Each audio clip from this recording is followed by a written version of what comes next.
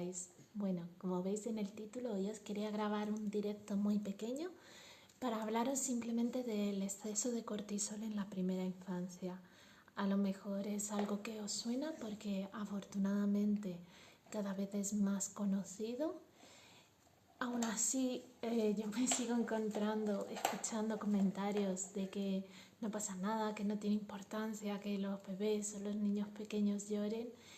Y me frustra porque no es, si fuera una cuestión de opiniones, pues no pasaría nada. O sea, otras personas pueden pensar diferentes, pero en este caso estamos hablando de evidencias científicas y eso es lo que os quería traer en este directo pequeñito, ¿vale?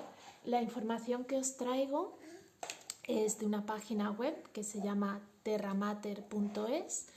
Y esta página web, la autora la ha sacado de una psicóloga que se llama Margot Sunderland.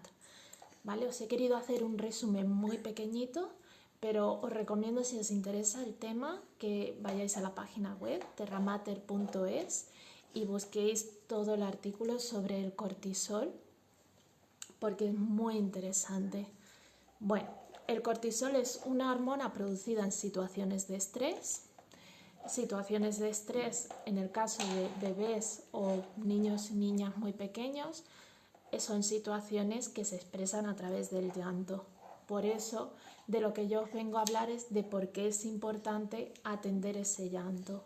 Tened en cuenta que la información que os voy a dar es de llantos prolongados y mantenidos en el tiempo. ¿De acuerdo? Todos tenemos nuestras circunstancias, no pasa nada si no atendemos siempre inmediatamente las demandas de los bebés y los niños. Cuanto más pequeños, más prisa nos tenemos que dar. Cuando mayores son, más capacidad tienen. Todo esto, ¿vale? Entendámoslo de forma equilibrada. Bueno, ese cortisol, como os decía, si se acumula en el cerebro, porque se produce y se mantiene durante un tiempo, luego se puede ir acumulando, es neurotóxico. Lo que significa neurotóxico es lo que os voy a explicar, ¿vale? Principalmente lo que provoca es una respuesta al estrés demasiado sensible. ¿Qué significa una respuesta al estrés demasiado sensible? El estrés del que estamos hablando, se produce cuando nos sentimos atacados, cuando nos sentimos en peligro, cuando sentimos que algo va mal, ¿vale? Entonces, si es demasiado sensible, quiere decir que situaciones que otras personas con una infancia, con un sistema de respuesta al estrés más saludable, sabrían superar, sabrían conectar con sus recursos o incluso no les afectaría, a los niños, a los adolescentes, a los adultos que han acumulado cortisol, les afecta de una manera superior, ¿vale? Por ejemplo, les afecta disminuyendo su capacidad de atención y concentración. Además, otra de las consecuencias que tiene es que el cortisol mata las neuronas del hipocampo, ¿vale? Sí que os estoy dando muchos conceptos, pero es precisamente para que veáis que no es una opinión, que es algo que hay gente que ha investigado, ¿vale? Os decía, el hipocampo es la parte del cerebro que se encarga de gestionar las emociones.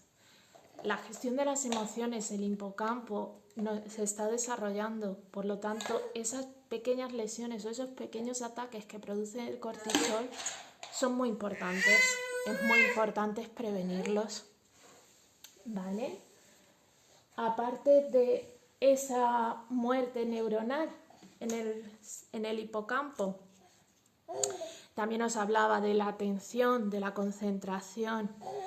Otra cosa que os quería comentar es que también se ha observado que se activan los circuitos del dolor.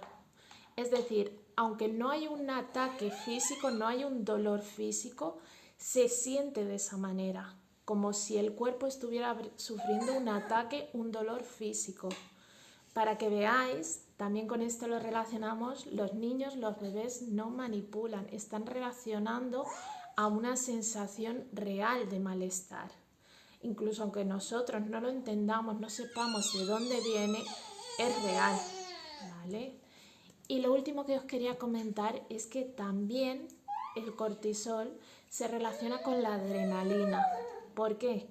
Porque os decía, es un estrés que simula un ataque, una situación de peligro, aunque no sea real.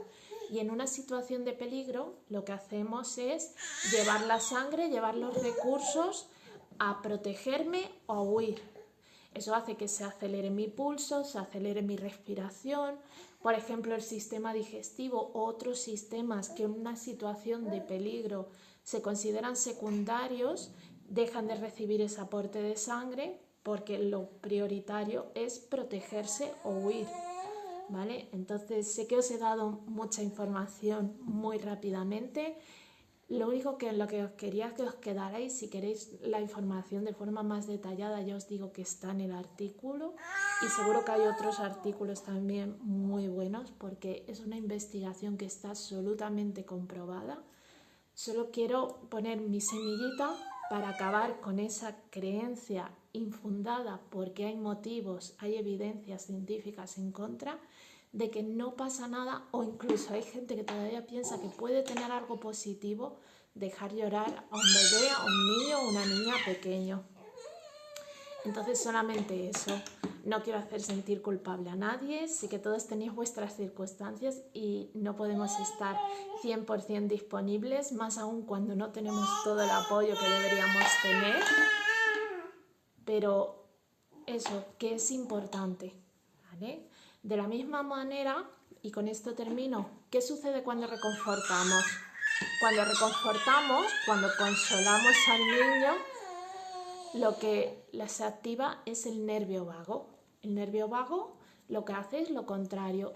Ese sistema que se ha activado, que ha empezado a segregar adrenalina, a prepararse para un ataque o una huida, lo relaja, devuelve la sangre a donde es necesaria, regula el pulso, la respiración, ¿vale? Y lo mismo, ese sistema vago bien desarrollado va a hacer personas equilibradas emocionalmente, con una mayor capacidad de concentrarse y todo esto lo podéis relacionar con un mayor éxito cuando sean adultos, con un bienestar mayor. Entonces, solo era eso, solo quería daros una pildorita rápidamente y sembrar semillas de que sepáis que ese esfuerzo que estáis haciendo la mayoría de personas de manera natural por atender a los niños y niñas pequeños que tenéis a vuestro alrededor, además de que el instinto os lo dice, además de que estamos hablando de algo moral, le estáis ayudando a ser un adulto más equilibrado, más seguro, con mayor bienestar y por lo tanto con más éxito. Y bueno, con eso termino esta píldora. Aprovecho para recordaros que el sábado a las 5:30 vamos a tener un directo sobre disciplina positiva y madres de día o casa nido. Podéis hacernos llegar todas vuestras preguntas y sugerencias y también sabéis que si queréis ahondar en disciplina positiva o tratar casos personales que os ayude de alguna manera, tenéis las asesorías individuales. Y bueno, eso es todo por ahora. Muchas gracias a todos, a todas y que tengáis un maravilloso día. Hasta luego.